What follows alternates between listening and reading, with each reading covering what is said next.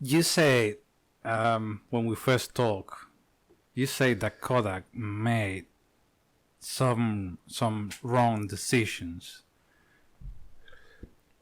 Could you go deeper on that, if you can? Well, I mean, Kodak is a much smaller company now. It was quite large and quite dominant in its field for over 100 years, and now they're not. So clearly you can say with some assurance that there were some wrong decisions made. Now, having said that, I will tell you that the simplistic view is that somehow they stuck their head in the sand and they were arrogant and they ignored it.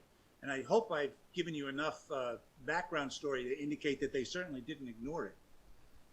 But they had to make some decisions. I think in the late 80s, when we did Ecamm and we showed them that you could put a camera in your hand and it would take pictures and look really good, and they didn't want to market that in the professional world, that was kind of a mistake. Yeah. And they were also thinking, I believe, in that time period of acquiring a major electronics company, because we had sourced some electronics companies. Do you remember 8mm video cameras? Yes. That was a big deal. Well, Kodak actually sourced that from, I think it was Hitachi. Can't remember. And we were marketing those in the United States. Now, we didn't do very well financially with that. As a business, it wasn't good.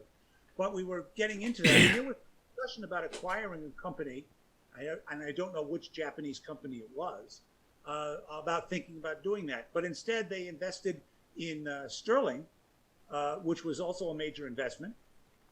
Because they, instead of going after the market, consumer imaging, although it would be electronic, they went after the chemicals that they knew. And they thought that going after pharmaceuticals, which had a profit, a operational profit that was close to that of film. Yeah. That going that way, there might be some synergy.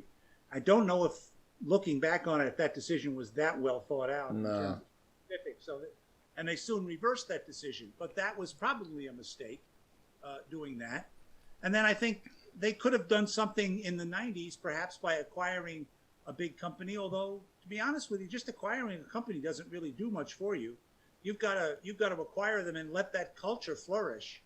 And I don't think big companies are known for letting smaller acquisitions flourish with a different culture. Now, that's just my opinion, what I've seen, but I think even if they had acquired another electronics company, a digital electronics company now, You mentioned not have been as successful as if they had been truly independent. Yeah. If you want some more of this, subscribe.